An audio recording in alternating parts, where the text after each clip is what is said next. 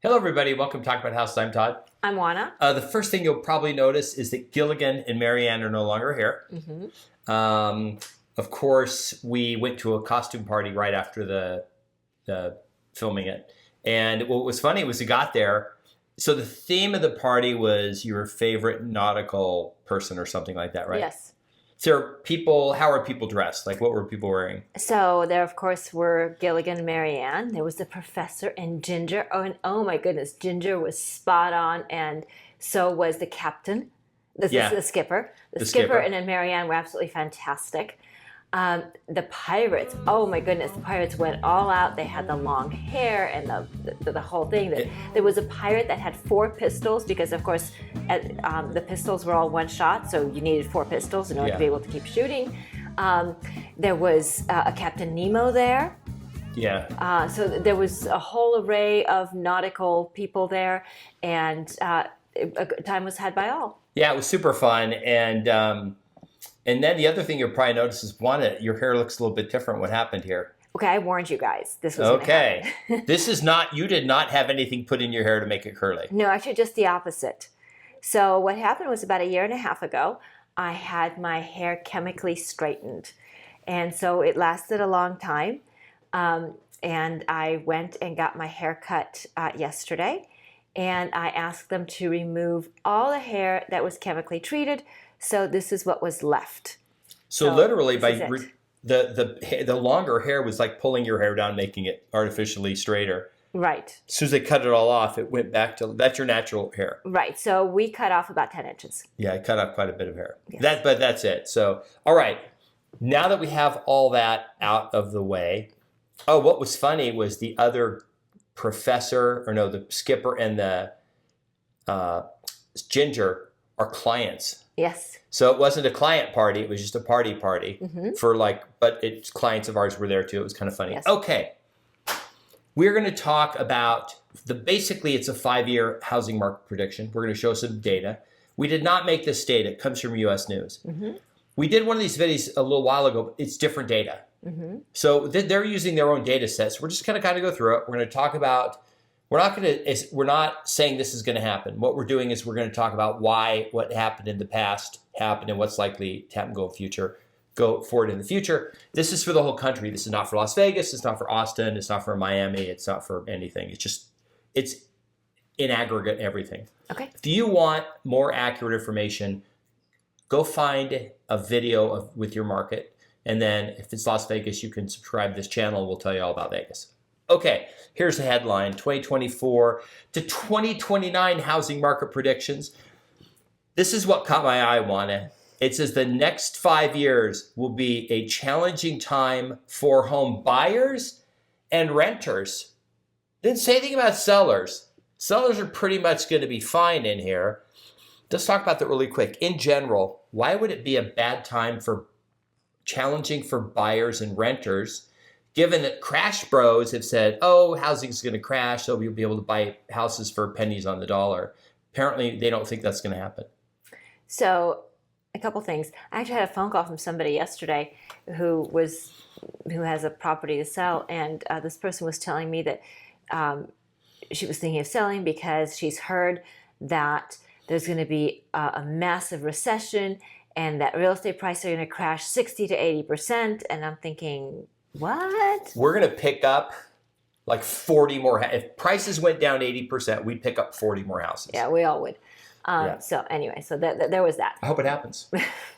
But to speak to what you were just talking about as far as being a challenge for buyers and renters. So it's a challenge for buyers because of diminished inventory. Now, the diminished inventory will continue for a long time because, again, people have these low mortgages that they just don't want to give up. And it's not just people that are living in them, but people who maybe own them as investment properties, so they would just as soon keep them because they cash flow like mad, so it doesn't make sense to ever get rid of them. So that's part of what's going on. As far as renters are concerned, renters are kind of in the same boat as tenants, right? Because they're all dependent on inventory. So if there's less inventory to buy, there's probably less inventory to rent, so less choices and less less ability to maybe to negotiate on rent. Mm-hmm. So you're dealing with a stable or increasing market both in the buyer on the buyer end and the tenant end, and because they're dealing with market forces rather than having a set price the way homeowners do, then they're subject to the whims of the market, whether it be inventory or interest rates or whatever else is happening in the marketplace. Okay, we're going to go through a bunch of charts and slides and data here, and then talk about what this means. Okay, so here's the first one. Now this is data. This is called the Housing Index Score over time. This goes back to 2017. Now what this chart means is this is not the home prices, okay? Any time it was red, that it was a bad, like you could say a bad time, meaning it was more challenging. This housing index score was more challenging, either because home prices, interest rates, or prices relative to wages. Green meant it was basically great time to buy. And this only goes back to 2017. So if you could go back in a time machine, you would want to be up here between 2018 and basically 2020. That was the last best time to buy. If you actually look, this is funny. If you look at this chart, it rapidly, you see that dive down into the white. Now the white is actually historically the normal time to buy. So when people say, when you see the Crash Bros, and they go, but Todd, it's the worst time ever. No, it's not. It's actually not. It hasn't been in the red for 7 years, well before that. It's actually normal right now. The normal ratios are the same. People just got upset because they saw interest rates aren't 2% anymore. But what's interesting is if you go back and look at this chart, Juana, it was just after 2020 that it sort of, when inventory picked up, people started buying really, so that made it harder. But just before 2022 started, there's a reasonable amount of inventory, but interest rates got really low for like a split second. And it was actually got us back in the green. So if you didn't buy it from 18 to 2020, you should have bought like at the very end of 2021, very beginning of 2022. It just got harder after that because interest rate. Everything you're seeing on this chart from 2022 on is predominantly interest rate driven. So housing has not been historically expensive. It's only been historically expensive if you're judging the housing market based on 2017, basically 2013 to 2019, right, Juana? Right. So, okay. Anything else to add about that before we move on to the next chart? Nope, we got lots of charts, so stay with us. Okay, interest rate. If you look at this interest rates, this is data goes back to 2017 as well. Anything in that green band, 4 to 6%, is historically very reasonable. Actually, I would say this is only really reasonable for the past 15 years. If you went back past 40 years, should be 6 to 8% is the long-term range. Mm-hmm. They chose to use this 4 to 6%. And actually, as you can see here, from 2020 to 2022, interest rates were very, very low. But they're not very, very high. They're just a little above that green area historically. So interest rates are not horrendously high, right? Well, so I think the reason that they chose the 6 to 8, 4 to 8. I'm sorry, 4 to 6. 4 to 6% is because historically, nationally, that is the range. The West has benefited from a greater population growth and more demand, so the West has done better. But historically, when you're looking nationally, 4 to 6 is the right range. There is almost nothing showing that interest rates will drop dramatically back to 2 or 3% or rise dramatically. Mm-hmm. Most of the forecasts have interest rates going back into this green band over the next 5 years. Right. 4 to 6%. Right. Right. Okay. Median sales. This is a really good one. There's two things about this one. This chart goes back to 2017. First of all, this is actual national median sale prices. Yes, if you are in Austin or Miami, this is going to look different. Two things about this. It shows the cyclicalness of the year. Home prices tend to rise from the beginning of the year into the spring, and then they slowly decline into the fall, and they go up, and they do that every year. If you look at this chart, it does all the time. Every time home prices start to decline from the spring to the fall, the Crash Bros come out of their cave, where they've been hibernating. They come out of hibernation and they make these fake charts and they talk about this. This is why the housing market's crashed. We're watching it happen in real time. But of course, you can see what happens here is it's just doing its normal thing. You can see which way this thing trends. The other thing that's interesting is if you have like a mental picture of a crash bro chart, it shows home prices go like this, then they go straight up to make you believe, oh, that's got to be something weird happening. That's why they're going to crash. But if you look at this, you don't see that. And this is actual median home prices. It right. says even has there, median home prices were 2017 were like in the high 200s or 440 now. But this is definitely not parabolic, NVIDIA stock. There was also nothing on it. Mm-hmm. And we have the projections. We're going to go over them that the article had. This says this will not likely continue at the long-term historical rate. Everything we've seen has got between 2% a year and 5 to 6% a year. Right. I mean, barring some black swan event, this is a long-term trend. I mean, this is the way it's looked for forever and a day. And even with the thing that shall not be named that took place a few years ago, which would qualify as a black swan event, even that kind of, when you look at the long term, it got smoothed out and the trend continued. The best thing for the housing market price-wise would be a really, really bad recession. It's counterintuitive. People go, Todd, with a recession, everybody loses their home and they all live on the streets in like post-apocalyptic, like in their cars. And the houses are just pennies on the dollar. But that's not true. Home prices have gone up 5 of the last 7 recessions. Mm-hmm. Why do home prices go up during a recession? So they go up during a recession because you still have people that are transacting. You still have people that have jobs. Recessions just mean that we have less economic activity, but it doesn't mean that any substantial number of people become unable to meet their financial obligations, okay? Recessions, I mean, technically a recession is what, two quarters back to back that have negative growth, right? Okay. Yeah. But how does that affect you and I and everybody else? Well, we all get up in the morning, we go to work, kids go to school, everybody does their thing. Yes, do certain businesses contract? Of course they do. But does that mean that it absolutely impacts everybody? No, it doesn't. We've actually had a pretty good recession 4 years ago and a little bitty one about 2 years ago.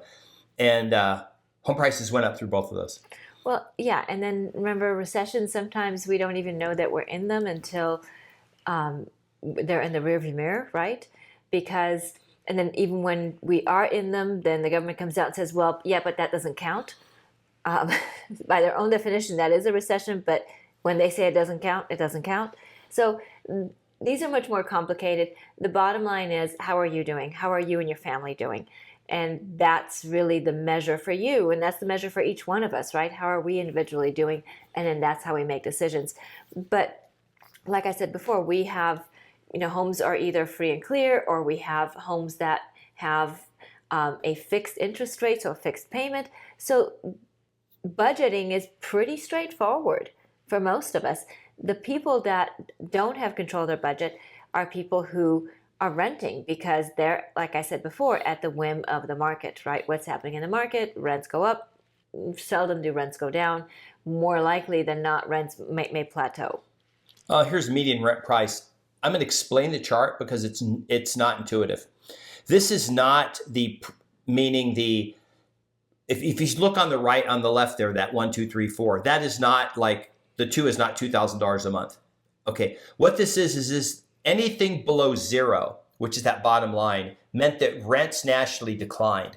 You can see since 2017, the lowest rent growth we had year over year was 1%. The highest was 4%. Mm-hmm.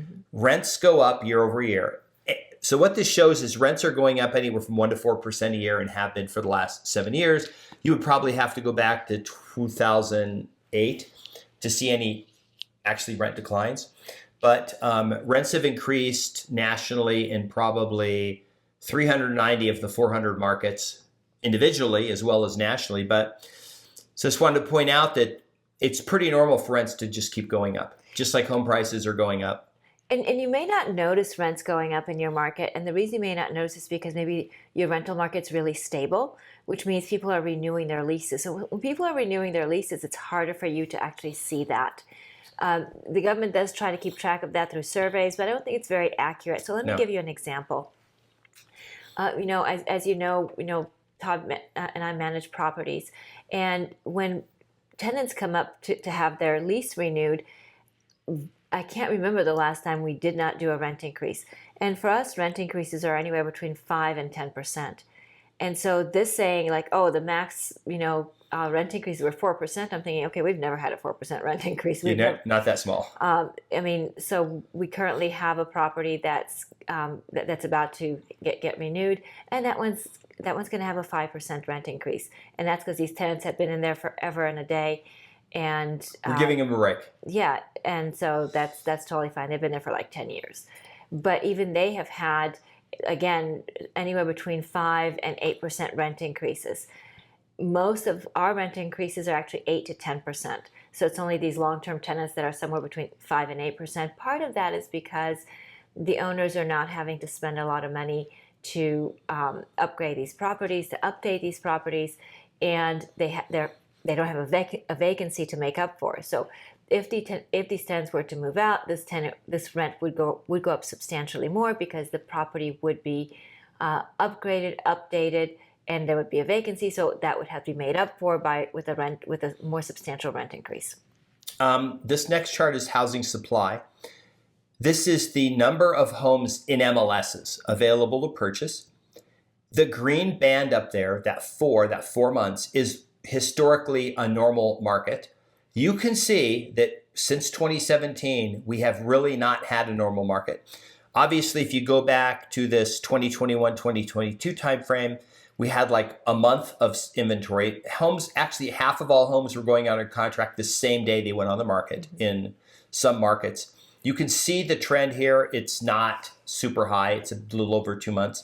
When you see the Crash Bros, they say, oh, this housing inventory is going crazy. But what they'll do is they'll show you like 3 markets out of 400 that have an imbalance where there's more inventories. And they'll try to paint that as the whole U.S., but it's not nationally. Matter of fact, if you look at this 2019, the one time it got back up in there into the 4 months, this is when the crash videos started coming out about, oh, there's so much inventory, housing has to crash. And it was like, it wasn't so much. It just got back to kind of a normal market.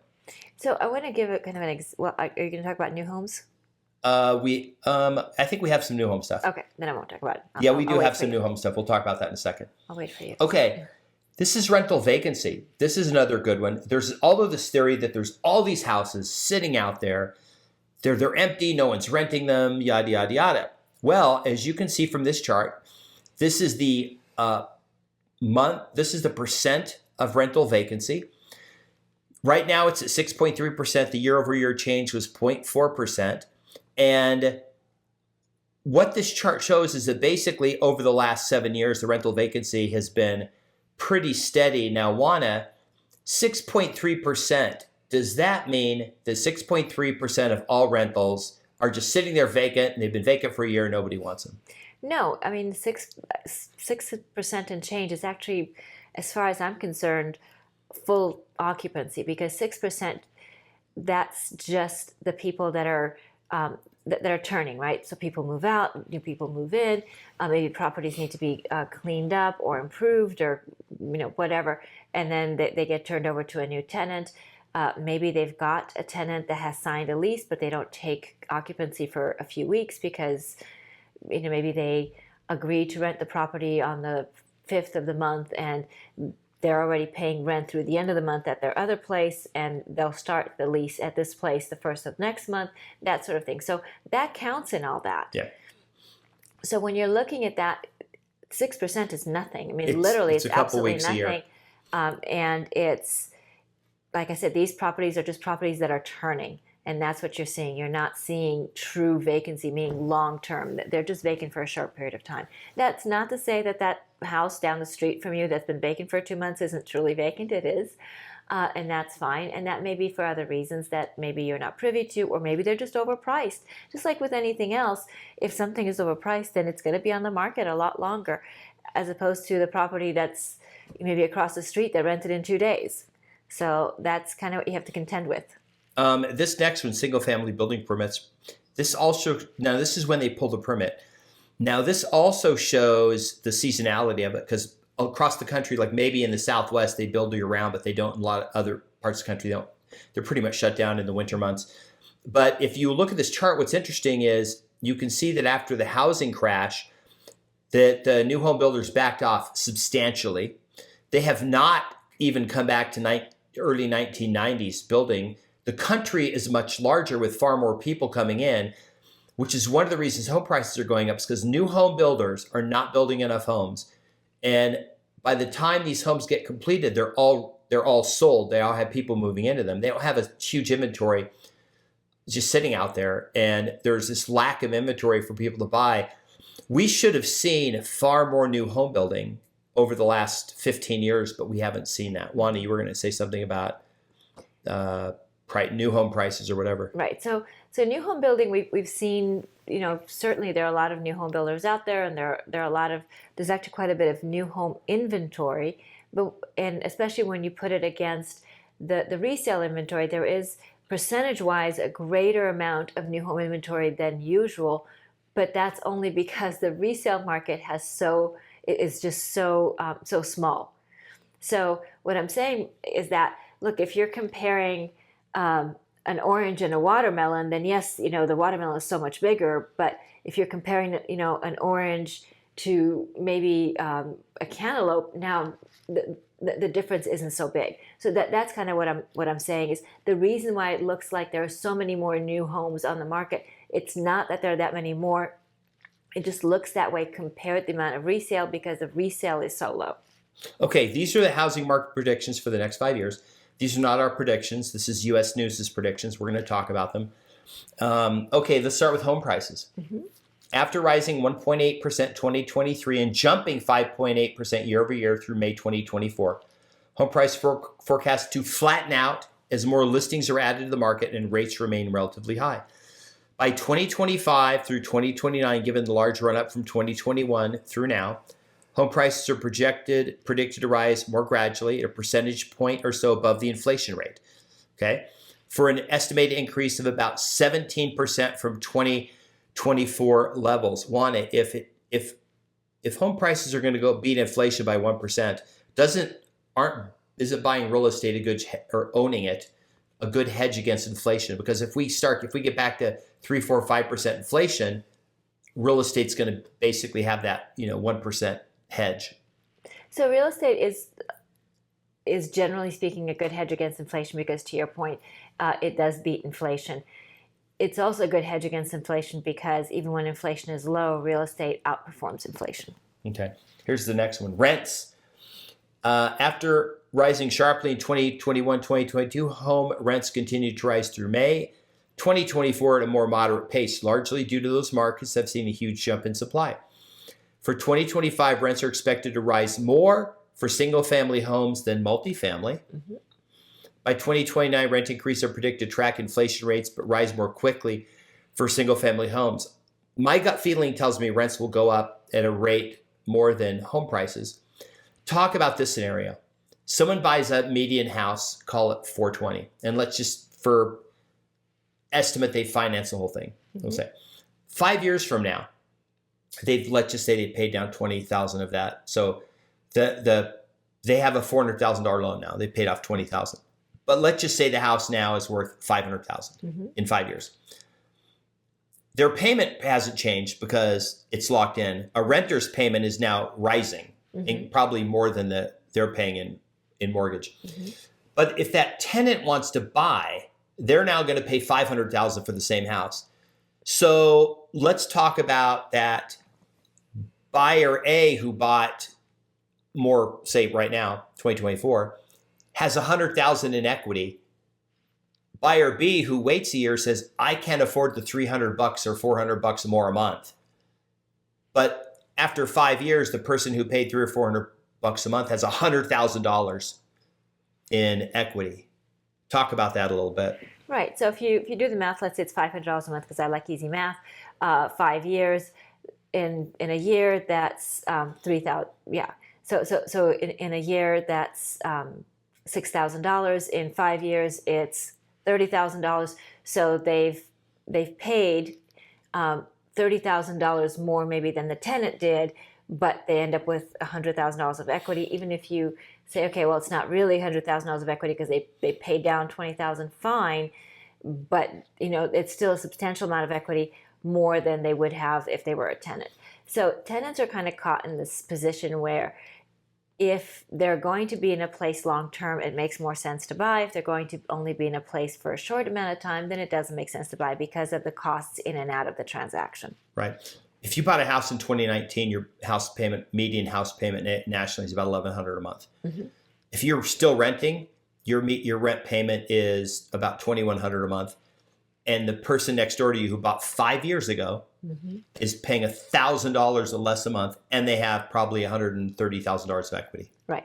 So, but buying and selling, it's really dependent on your particular circumstance, on your life events, on your finances, on your goals. It's dependent on so many things. So it's a very personal thing. We're just kind of giving information to kind of help you understand the mechanics so you can make an informed choice. We are not saying home prices are going to dramatically climb and you should buy now. We're not saying they're going to crash and you should sell now.